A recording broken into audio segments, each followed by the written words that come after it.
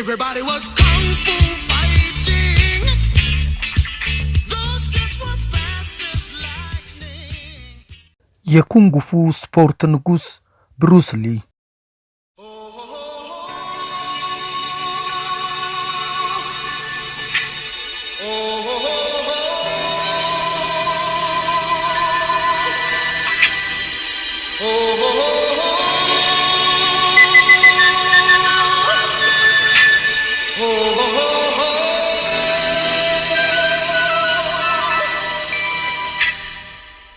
Everybody was kung fu fighting. Those kids were fast as lightning. ቀደም ባለው ጊዜ የነበራችሁ የፊልም ተመልካቾች በካራቴ ዙሪያ የተሰሩ ፊልሞችን ስታስቡ በአይነ ህሊናችሁ ብቅ የሚለው ሰው ቢኖር ብሩስ ሊ መሆኑን አትዘነጉትም። ብሩስ ሊ የተወለደው እንደ አውሮፓውያን አቆጣጠር ህዳር 27 1940 በካሊፎርኒያ ግዛት በምትገኘው የሳን ፍራንሲስኮ ከተማ ውስጥ ነበር። ብሩስ ሊ ለየት ያለ ፍጡር ነው የሚል እምነት የነገሰው ገና እንደተወለደ ሲሆን ምክንያቱም ብሩስ ሊ የተወለደው የድራጎን ዘመን ተብሎ በሚጠራው ዓመት ላይ ነበር። በቻይናውያን የቆየ ልምድና አምልኮ መሰረት በዚህ የድራጎን ዘመን የተወለዱ ህፃናት የተለየ ክህሎት ይዘው ይፈጠራሉ ተብሎ ይታመን ነበር። እንደ አውሮፓውያን አቆጣጠር በ1959 ላይ ብሩስ ሊ የሃይስኩል ትምህርቱን ጨርሶ ኤድን ከተባለ የሙያ ማሰልጠኛ ኮሌጅ ዲፕሎማ ተቀብሏል። የማርሻል አርት ስፖርትን የጀመረው ገና በህፃንነት እድሜው ነበር። ከማርሻል አርት ጎን ለጎን ብሩስ ሊ የነበረው አንድ ገንቢ ልማድ ቢኖር ሲበዛ የማንበብ ፍቅር የነበረው መሆኑ ነው። ብሩስ ሊ ራሱን ለመርዳትና ህይወቱን ለማሸነፍ ሲልም በትርፍ ሰዓቱ ሬስቶራንት ውስጥ ተቀጥሮ ይሰራ ነበር። ቀን ቀን እየተማረና ማታ ማታ ደግሞ በሬስቶራንት ውስጥ በአስተናጋጅነት መስራቱ የማርሻል አርት ስልጠናውን ያዳክምብኝ ይሆን ብሎም ይሰጋ ነበር። ግን እንደዛም ሆኖ የሚገርመው ከሬስቶራንት የምሽቱን የመስተንግዶ ስራውን ካጠናቀቀ ወዲህ ወደ መኝታው ከማምራት ይልቅ ኩንግ ፉ ያስተምር ነበር። ልክ እድሜው 20 ዓመት ሲደፍን ቻይኒዝ ጋንግፍ የተባለ መጽሐፍ ጽፎ አሳትሟል። ይህ መጽሐፍ አጠቃላይ ጭብጥ ሐሳቡ የሚያጠነጥነው ራስን ስለመከላከል ነው። አካልና አእምሮን እኩል አጣምሮ መሄድ ሆቢው የሆነ ብሩስ ሊ የባችለር ዲግሪውን በፍልስፍና ከመያዙ አስቀድሞ የትምህርት ቤት የፍቅር ጓደኛ የሆነችውንና በፍቅር ክንፍ ያለላትን ሊንዳ ኢምሮይንን እንደ አውሮፓውያን አቆጣጠር በ1964 በፊርማው አረጋግጦ የትዳር አጋሩ አድርጎ ጠቀለላት። ኑሯቸውን በካሊፎርኒያ ያደረጉት ጥንዶቹ በተጋቡ በአመቱ ብራንደን የተባለ ወንድ ልጅና አከታትለው ሽኖን የምትባል ሴት ልጅ ወልደው ለመሳም በቁ። ብሩስ ሊ በተለይ በቴኳንዶ ጥበብ ላይ የራሱ መለያ የሆነ አሻራን ለማኖር የበቃ ታላቅ ሰው ነው። ከዚህ የማርሻል አርት ስፖርቱ ጎን ለጎን ወደ ፊልም ትወና ሙያው ተስቦ የገባው ብሩስ ሊ አይኮል በተባለው የበኩር ፊልሙ በአጭር ጊዜ ዝናው ለመናኘት የበቃ ሲሆን በቀጣይም ቢግ ቦስ እና ፈርስት ፉርት በተሰኙት ፊልሞቹ በመላው አሜሪካ የእውቅና ካባን ለመደረብ ቻለ። ኢንተር ዘ ድራገን እና ዌይ ኦፍ ዘ ድራገን የተሰኙት ፊልሞቹም የሚረሱ አልነበሩም። ብሩስ ሊ ዓለም ለማርሻል አርት ያለውን አመለካከት ፍጹም የቀየረ አክተር ሲሆን ይኸው ታላቅ የማርሻል አርት ጥበበኛ ብዙ ሚስጥራዊ ነገሮች ቢኖሩትም የሞቱ ጉዳይ ግን ይበልጥ አስገራሚ ነው። ብሩስ ሊ የሞተው በ32 ዓመት ከ17 ቀን እድሜው ሲሆን አንዳንድ ሰዎች ብሩስ ሊ ዲማምክ በተባለ የማርሻል አርት ፕራክቲሽነር ተገደለ ይላሉ። ምክንያቱም ይላሉ ብሩስ ሊ ጥንታዊ የማርሻል አርት ጥበቦችን አጋልጧልና፣ ገሚሶቹ ደግሞ በጋንግስተሮች እንደተገደለ ያወራሉ። ይህም የሆነበት ምክንያት ቦዲጋርድን ነው ባሉት ጊዜ እምቢ ስላላቸው ነው ይላሉ።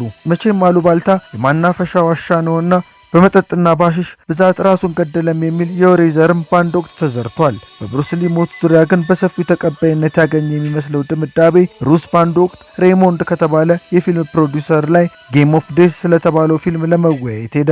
ከ2 ሰዓት እስከ 4 ሰዓት ድረስም በፊልሙ ዙሪያ ተወያየ። በመቀጠል በጋራ ሆኖ ቢቲ ወደ ተባለች ተዋናይ ቤት አመሩ። እዛም ደርሰው ትንሽ ቆይተው ራሴን አመመኝ በማለቱ ቢቲ ወዲያው የሚዋጥን ክብል ሰጥተው ዋጠ። ራሱንም ሳተ። በፍጥነት ወደ ሆስፒታል ቢወሰድም ሊድን ባለመቻሉ በቀላሉ ለልፈተ ሞት ተዳረገ። ብቻ ነገሩን ባንክሮ ሲመለከቱት የብሩስ ሊ ሞት አንዳች ሚስጥራዊ ነገር ይዟል። ሰው በሴራ የገደለው ወይም ድንገተኛ ህመም ከህይወት መንደር ያሰናብቶ በግልጽ የታወቀ ነገር ዛሬም ድረስ የለም። በ32 ዓመቱ ባይቀጠፍ ኖሮ ስንት ታላቅ ስራ የሰራ እንደነበር በአጭር ዕድሜ ቆይቶ የሰራቸው ህያው ስራዎቹ ማሳያ ነበሩ። ግን ሁሉ ነገር ድፍንፍን ብሎ ከቀረ ከግማሽ ምዕተ ዓመት በላይ አለፈ። ይህች መናፍስት የሆነች ስውር ዓለም የስንቱን ነፍስ ቁርጭማ ጸጥ ረጭ እንዳለች ታሪክ ቁጠረው። ምናልባት እነ ማይክልና ዊትን የቀጩት ጨለማ የደም እጆች ከብሩስ ጀርባም ሊኖሩ ይችላሉ። ማን ያውቃል? አድማጮቻችን ሳንጠግበው ያጣነው የማርሻል አርት ብሎም ደግሞ ኩንጉፉ ለዓለም ያስተዋወቀው ብሩስ ሊ ሲል ተመስገን በአዲሱ የጻፈውን ጽሑፍ እንደዚህ በአሚንግ ስፖርት አቀረብንላችሁ። ብሩስ ሊም ደግሞ በአስደናቂ ንግግሮች ይታወቃል። ከማርሻል አርትና ከኩንጉፉ ስፖርተኝነቱ ባሻገር የተወሰኑት እንደው የብሩስ ሊን አባባሎች ይህን ዝግጅት ከማውቃታችን በፊት ወደ እናንተ እናድርስ። እውቀት ኃይል ይሰጣል፣ ባህሪ ክብርን ሲል ተናግሯል። ሽንፈት አመለካከት ነው፣ ማንም እንደ እውነት እስካልተቀበለው ድረስ ሽንፈት ሊያሸንፈው አይችልም ብሏል። ህይወትን ከወደድክ ጊዜን አታባክን፣ ህይወት የተሰራው ከጊዜ ነውና ሲልም ይናገራል። ለቀላል ህይወት አትጸልይ፣ ከባዱን መቋቋም እንድትችል ለመበረታት ጸልይ እንጂ የሚለውም አባባሉ ይጠቀስለታል። ግትሩ እንጨት በቀላሉ ተሰባሪ እንደሆነ በወንዝ ዳር ያለ ተክል ግን ከነፋሱ ጋር እየተጣጠፈ እንደሚተርፍ አስተውልም ብሏል። አላማ ሁሌ እንዲደረስበት ሳይሆን ብዙውን ጊዜ ኢላማችንን የምናደርግበት ነገር ሆኖ ያገለግለናል ሲልም ተናግሯል። ደስተኛ ሁን ግን ፈጽሞ አትርካም ይላል። ይህ ዘውትር ለአዲስ ነገር መዘጋጀትን ያሳያል።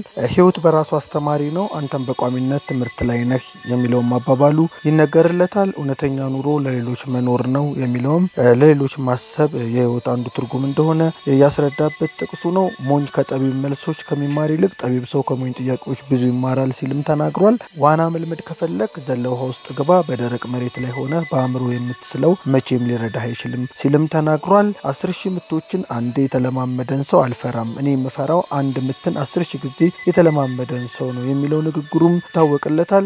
ለነገሮች ይበልጥ ዋጋ በሰጠን ቁጥር ለራሳችን የምንሰጠው ዋጋ ያነሰ ይሆናል የሚለው ንግግሩም የሚጠቀስለት ነው። በጨለማ ውስጥ እየሄዱ እንዳሉ የማያውቁ ሰዎች መቼም ቢሆን ብርሃንን አይፈልጉም ሲልም ተናግሯል። ስህተቶች ሁሉ የሚቅር ሊባሉ ይችላሉ፣ አንድ ሰው አምኖ የመቀበል ብርታት እስካለው ድረስ ሲልም ተናግሯል። እንደምታስበው ልክ እንደዛው ትሆናለህ ሲልም መናገሩ ይታወሳል። የሚጠቅመውን ተላመድ፣ የማይጠቅመውን አትቀበል፣ እናም ለራስህ ሊሆን የተወሰነውን አብዛ ሲልም ተናግሯል። አንድን ነገር በማሰብ ጊዜን ከፈጀህበት መቼም ቢሆን አትሰራውም የሚለው ንግግሩም አስተማሪ ነው። ሁሌም ቢሆን ራስህን ሁን፣ ራስህን ግለጥ፣ በራስህ እምነት ይኑርህ እንጂ ከውጭ ስኬታማ ማንነት ፈልገ እሱን አትምሰል ሲል የሰው ልጅ የህይወት መርህ ሊሆን እንደሚገባ ከተሞክሮው ገልጿል። አድማጮቻችን ስለ ብሩስ ሊ ማርሻል አርትና ኩንጉፉ ነውና ያነሳ ነው። በካርል ዳግላስ ኩንጉፉ ፋይቲንግ ሙዚቃ ተሰናበትን። መልካም ቆይታ።